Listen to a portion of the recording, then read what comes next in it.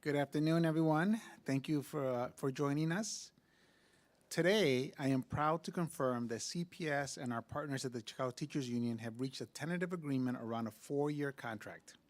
This agreement honors our teachers while keeping our students front and center. This is a victory for our students, our families, our staff, and our city, specifically our taxpayers. We'll talk today about what's in the contract and the next steps in the process that we have to go from here to get from a tentative agreement to a final agreement. First, I want to just start by just offering my heartfelt thanks and gratitude for the members of the CPS bargaining team. Chief Education Officer Bogdana Chukumba, Chief Talent Officer Ben Felton, who are with me today, as well as Chief of Staff Sydney, and our Chief Labor Negotiator Miguel Peretta is actually on vacation, a well-deserved. A number of hours that were put in. And also I want to thank our budget team, Chief Budget Officer Michael Siskowski, Chief Portfolio Officer Alfonso Carmona, former Chief Schools Officer Felicia Sanders, and our Chief Operating Officer Charles Mayfield, who's also on a well-deserved vacation. These dedicated professionals have spent close to a year negotiating in good faith, responding to more than 700 proposals and countless counter proposals to get us to this point. I applaud them for all the ways that they prioritize the needs of our students, they stay true to our district's values, and they uplifted our CPS vision of a rigorous, joyful, and equitable learning experience for every child in our district. This team has worked nights, weekends, and holidays, sacrificing time with their loved ones to go on above and beyond our staff and students. They have worked professionally, thoughtfully, and collaboratively with integrity throughout the process. And that I know that each of these bargaining teams couldn't do it alone, so I also want to thank the dozens of senior leaders, subject matter experts, principals, and others that participated in negotiations over the past year and have worked hard to get us to this agreement. Everybody, anytime there was a proposal, we had subject matter experts at every single one, whether it was early childhood, whether it was talking about students with disabilities, our English learners, our facilities, our technology. There was always a subject expert there. And again, always with professionalism, always trying to understand what the underlying issues are. I'm glad that we're able to arrive at an agreement that covers many of our different areas. But throughout this process, we not only negotiated in good faith, we also stayed true to our values. That means making sure that we respect the staff, the hard work of our talented and dedicated educators, making sure that our agreement reflects what's actually best for students, not just adults, making sure that we're protecting instructional time during the school day and maintaining a high level of instruction. The reason we are getting record level gains, whether it's proficiency gains and graduation rates, students attending college, is because we're providing more instructional time for our children, and we're doing it in an equitable manner. Making sure that our investments are responsible and sustainable, recognizing that overextending the district not only puts a burden on our children today, but for the future as well. And so we wanted to make sure that, and just to give you context, when we started this process, CTU's initial proposals, and by the way, they made them public. They sent them to multiple stakeholders. They put them on their website. For the first year, their initial proposals were going to cost us $2.4 billion for year one and $10 billion over 4 years. The agreement that right now is on the table, that's our tentative agreement. For year one, the cost will be $120 to $125 million and $1.5 billion over 4 years. By the way, this is consistent with our 5-year agreement that we had in 2019, which also cost $1.5 billion. And I want to be clear, 80% of the contract cost is the 4% cost of living increases. So that is over 80%. Everything else is phased in and actually very reasonable in the context of the overall cost. And the reason why we talked about being sustainable, when you look at our normal revenues every year, our property taxes, the small increases we get from the state, we still get increases, but they're small, they're sufficient to cover the COLAs and the phased-in costs. We still have a structural deficit that we can talk more in the Q&A, But in terms of the added cost of the contract, that's what we were protecting, making sure that again, that it didn't add to the structural deficit when you look at the revenues that we normally get. I'm also thankful that, thankful that I know that as this goes through the process, will be approved by all parties. But it also, more importantly, for our parents, it gives them the reassurance that we will not have a work stoppage. I'm very proud that almost in my last 3 years, we have not had a work stoppage here in this district. And by the way, by design, when we established this process, that's one of the things that we said. We're going to make sure that because of our professionalism, the approach we take to the contract, that we minimize, if not almost zero out, any probability of a work stoppage, and we were successful with that. So now I'm going to turn it over to our Chief Talent Officer, Ben Felton, who'll talk more about some of the important areas of the contract.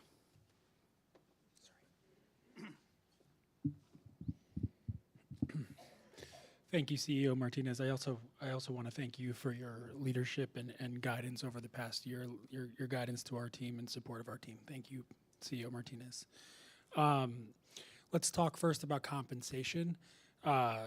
The tentative agreement includes a cost of living adjustment or a pay raise of 4% in the first year of the contract and 4 to 5% in the contract's remaining 3 years, depending on inflation. We know that will be 4% for next school year, given the CPI of the year 2024. So that's an increase of about 0.5% above last year's COLA of 3.5%. And it's in line with the COLAs that our SEIU 73 members received, and similar to what other unionized workers across the city have received in recent contract negotiations, including the FOP, Parks employees, and others. Look, as many of you know, the 4% was our opening bargaining position. We started with our best offer as a signal of respect for our teachers and educators. We didn't want to nickel and dime them. We put our best offer out there, and we're pleased. From the beginning, we were clear that that's what we could responsibly give our educators, given the district's difficult financial situation. Like you've heard me say this before, we were not trying to nickel and dime our teachers. The opposite is true. In fact, these are some of the largest annual raises for CPS educators over the last 13 years, and it's going to maintain CPS's position as one of the highest paid.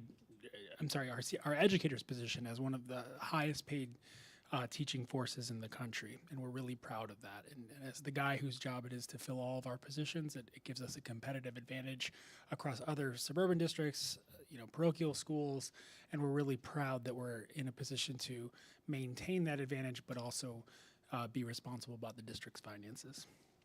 In addition, we also agreed ultimately to increase pay for veteran teachers. Look, our philosophy as a district has always been to front load salary increases as a way to attract new teachers and make sure that we're supporting them in the earlier stages in the career when teacher attrition is higher. And that's been very useful from a practical and strategic standpoint. We're really proud of the teacher retention numbers that we've seen over the past several years. Over 93% of our teachers are staying with CPS, and we're really pleased about that.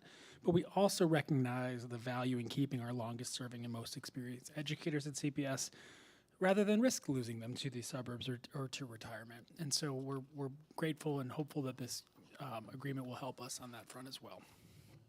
So this agreement also, like I said, includes $30 million for steps and stipends over 4 years, which includes step increases of $19.2 million for veteran teachers and $6.7 million for CTU paraprofessionals, their PSRPs.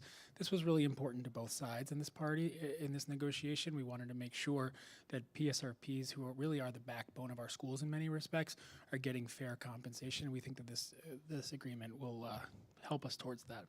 And this is, So let me talk a little bit more about additional staffing. On the staffing front, look, our position publicly with you all and privately at the table has been our top priority was to maintain the 7,000 additional staff that we've added to schools since 2019. We wanted to make sure that any additional staffing really met our students' needs, and that we were really making investments that were going to support some of our students who are furthest from opportunity, including our growing populations of English learners in the district and students with disabilities. So in the end, we anticipate that the agreement will increase staffing from current levels by several hundred positions over 4 years. A lot of those positions will be phased in over the life of the contract, and like I said, they're going to be targeted and indexed towards higher needs schools and to serve some of the students in our district who need the most support, and we're really proud of that. The final total will be dependent on district and school level enrollment, but we think it's it's in several hundred positions over 4 years. This is in comparison to CTU's initial ask, requesting nearly 14,000 additional staff. So we're pleased that we've been able to make targeted and reasonable investments in our staff and staffing levels, but we think we've been able to do so responsibly while looking out for the district's financial health. These staffing categories include additional ELPT teachers, so English language program teachers, depending on student enrollment, additional case managers, depending on enrollment, 30 additional bilingual teaching assistants that would be part of a centralized pool that we could assign to schools who need additional support. For example, if newcomers and immigrants start arriving to schools, that we would have that flexibility to support them. Some additional fine arts positions to support in schools that have an arts vacancy.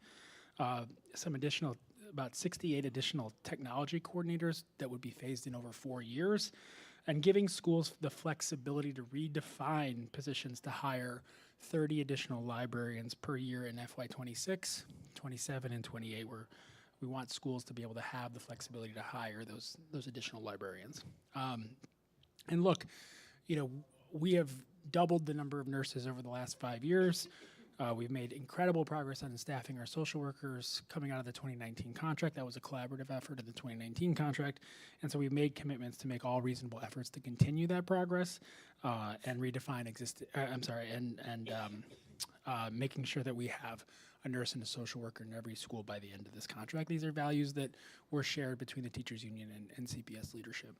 And then additionally, teaching assistants, some additional teaching assistants to assist in classrooms that have higher class sizes out of existing pot of money that's designated to support classrooms that have higher class sizes. And again, that was a shared goal between CTU and CPS along the way.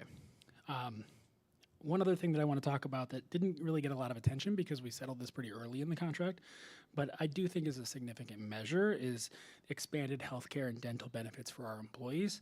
We were able to secure additional benefits with no increase to healthcare contributions for staff earning less than $90,000, which is frankly pretty remarkable given the amount of inflation in the healthcare market and all of healthcare cost increases that employers across the country are taking on. So look, in the end, there's a lot here for all parties to be proud of in this agreement. I'm certainly very proud of the way that our team engaged, and I think we were able to offer a competitive proposal that honors our hardworking educators and does right with our students without adding significant financial distress to the district. So we're very pleased about where that landed, and grateful that we're standing in front of you today without a work stoppage. It's been a shared goal certainly from our team and along with CTU over the past several months.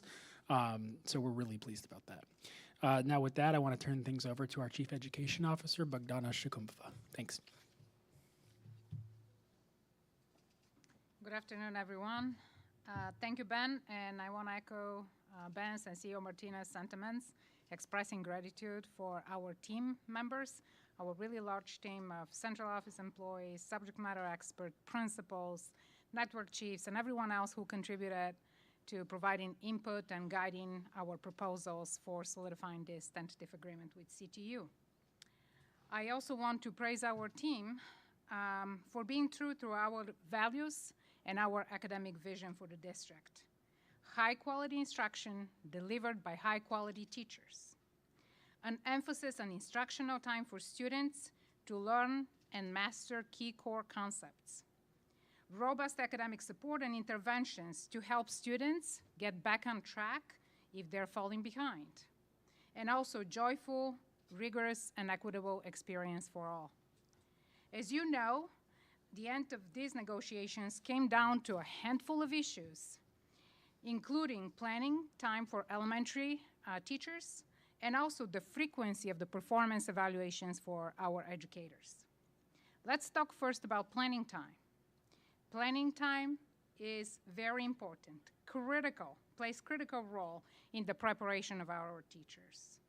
But we were also really clear that protecting instructional time for our students is non-negotiable for the district. There is no substitute, thank you. There is no substitute for the time students spend with a highly qualified, certified teachers.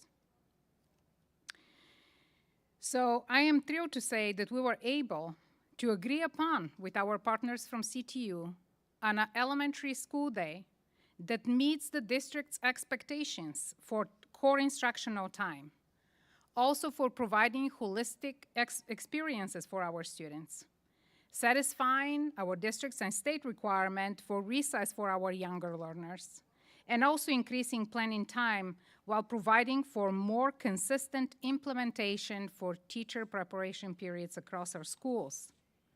Under the previous contract, our teachers received 60 minutes per day and also 2 15-minute preparation periods per week for a total of 330 minutes per week. Under the new contract, proposed contract, tentative agreement, teachers will receive a consistent minimum of 70 minutes per day, which will total 350 minutes per week. In addition, schools will be able to allocate professional development time, days, as they were already doing, but now for the universal purpose of providing those extra planning minutes.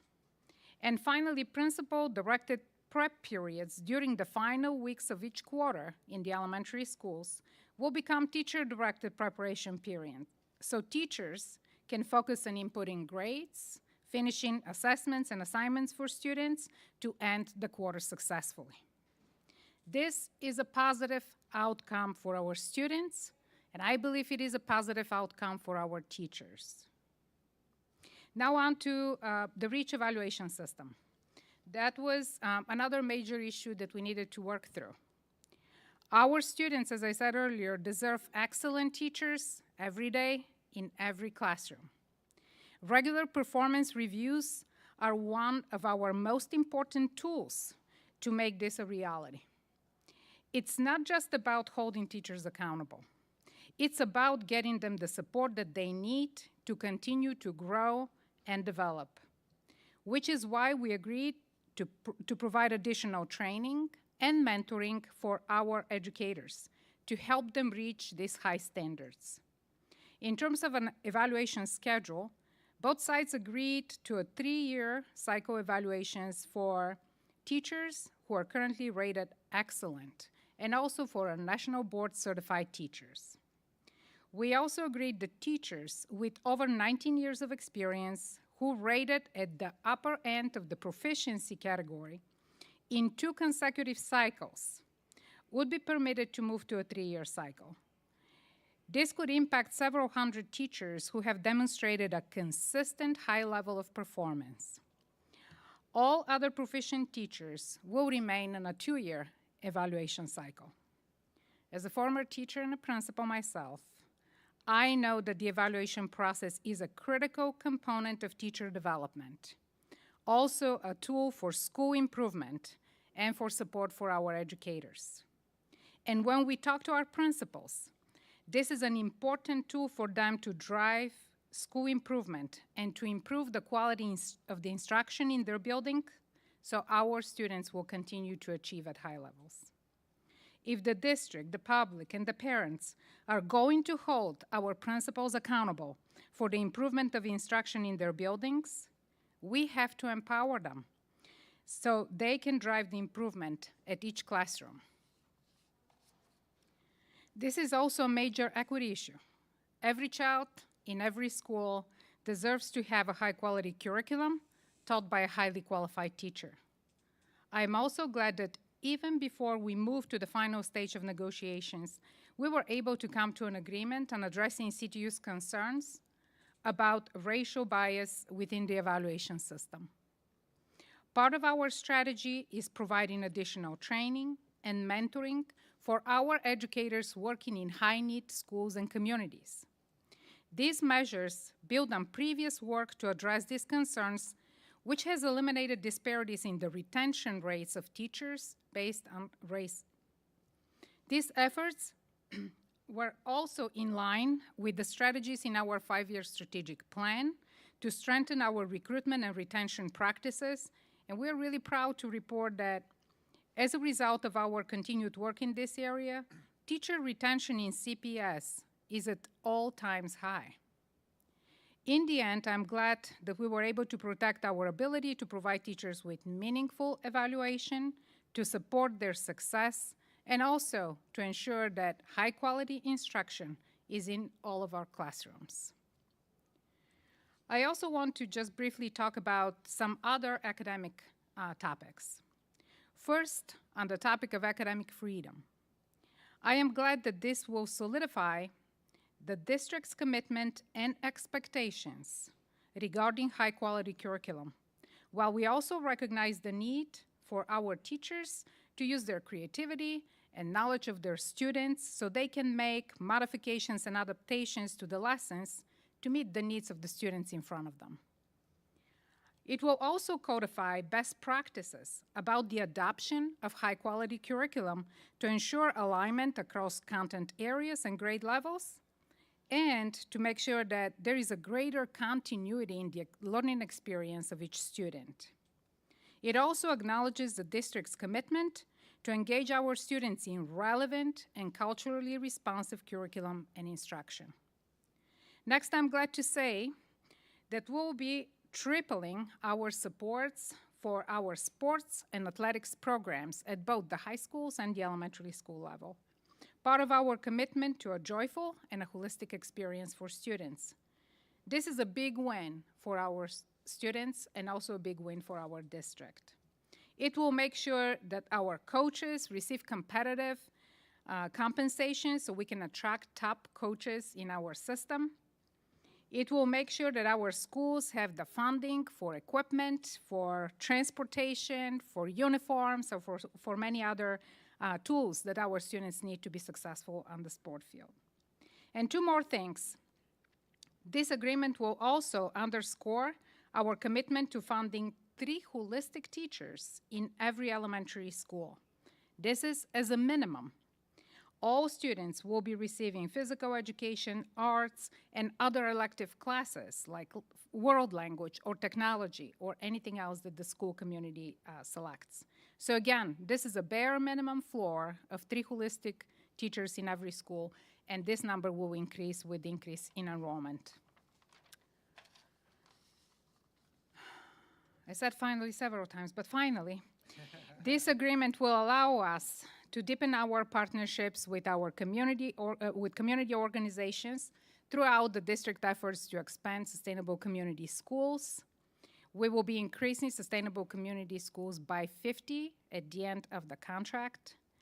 And in the end, I want to say that I'm very grateful of this agreement that will allow us to maintain high-quality instruction and provide a rigorous, equitable, and joyful experience for all of our students. With that, I'll turn it back to CEO Martinez.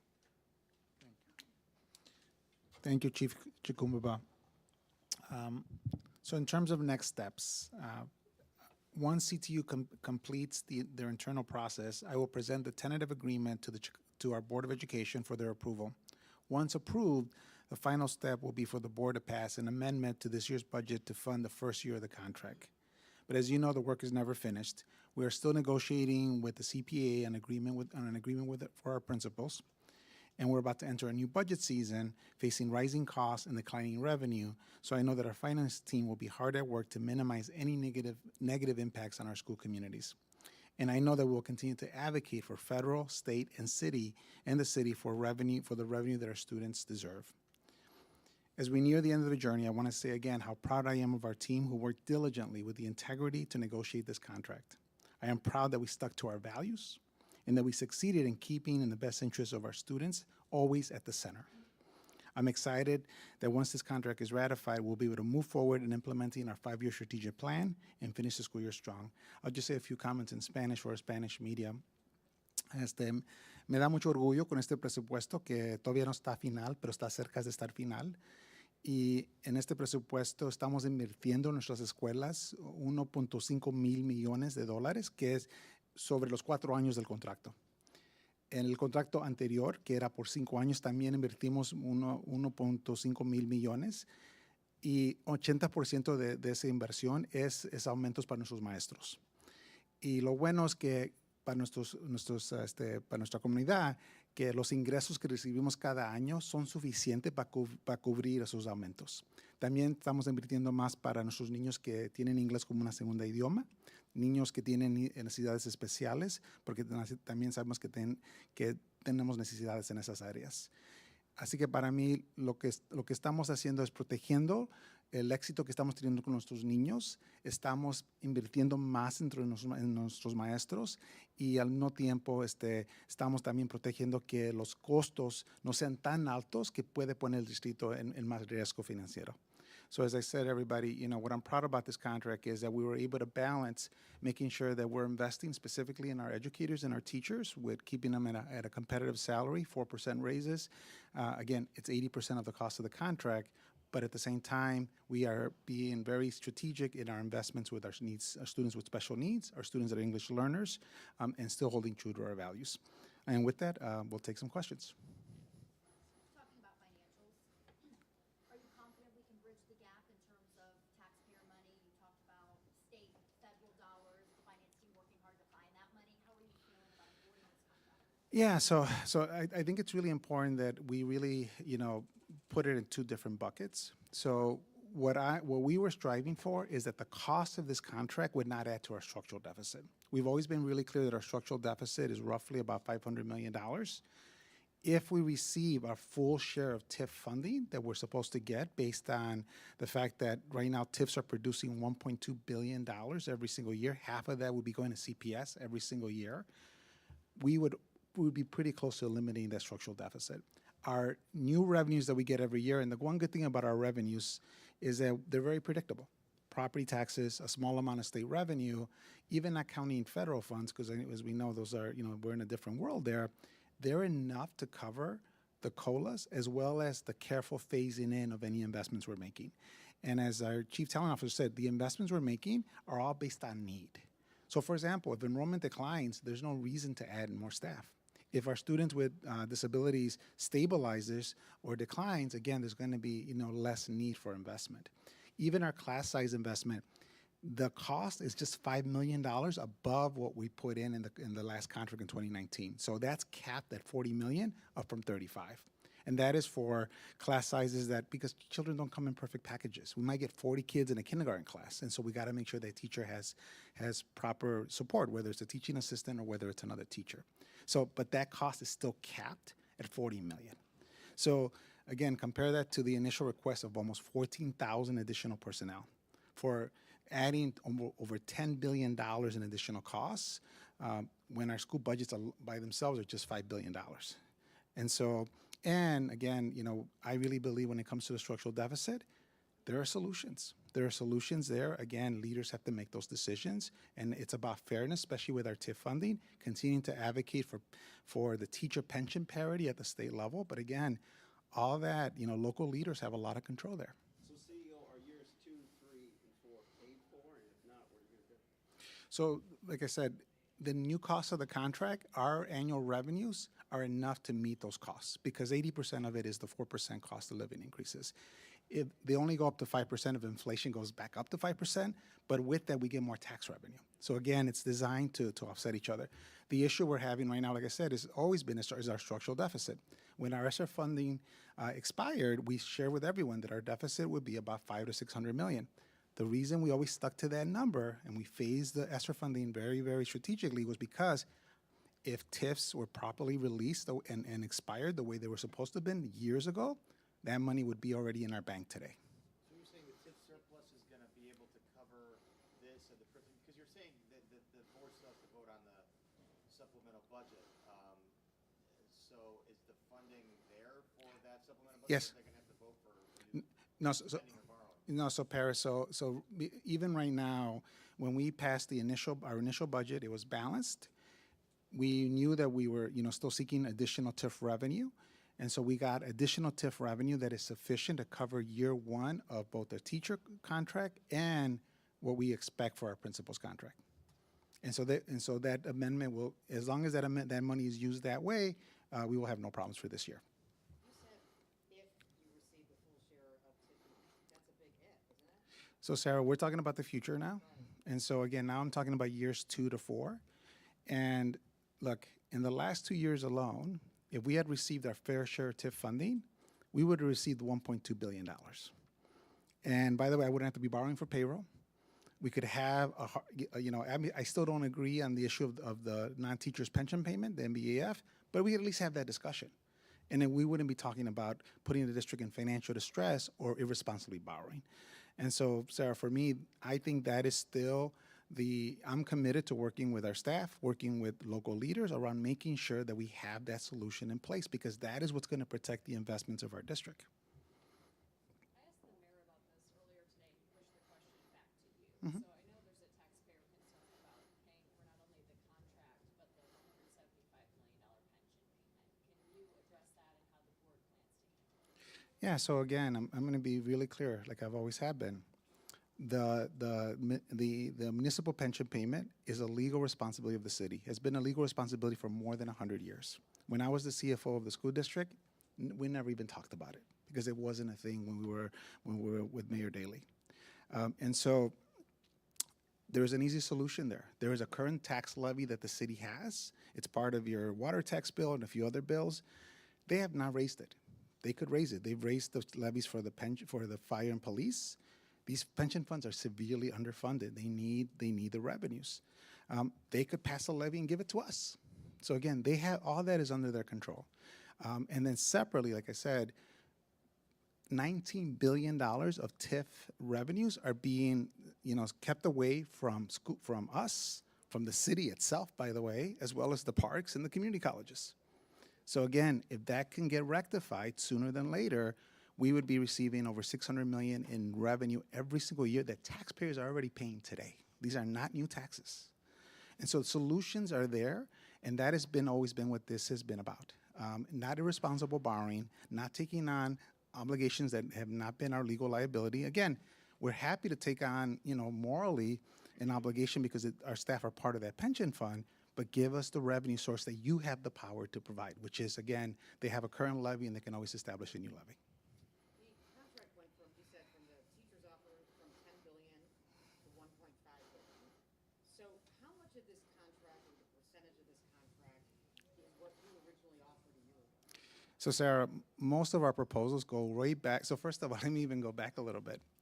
We showed our cards, back in the spring, even before proposals even were provided to us. We shared with the mayor, the CTU staff were there in the room, that we were looking at 4% raises. Why? Because, as our town officer said, I am proud of the fact, I have 3 sisters that are teachers in our school district, long-term teachers. I am proud of the fact that our school district has one of the highest retention rates for teachers. By the way, no race gaps.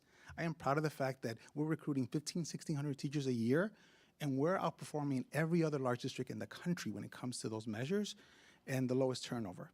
And so it is having our competitive edge of making sure our teachers are well compensated. So that 4% was always planned from the very beginning. The other proposals, and then we formalized that in September, and that was very public. We've given staff updates on a regular basis, always being very consistent of our proposals. Many of the proposals that you're seeing today go way back months ago. Sports, we agreed to that back in the fall. So again, these are things that we said, look, we shared a common understanding and need, and so let's just agree to this. When we started this process, it was always with the goal of, there's no reason to be combative, there's no reason to be unprofessional, there's no reason to be disrespectful. And look, the only time that you've seen us really, say, raise my voice a little bit, I know Melissa's looking at me, has been, around, making sure that, we clarify any misinformation, because that's not fair to our staff and that's not fair to our parents for people to be, just giving misinformation. And that's what you've seen us do, is always correct misinformation. But our stance is, Sarah, consistent for the last, almost a year. The mayor is taking credit for getting both parties together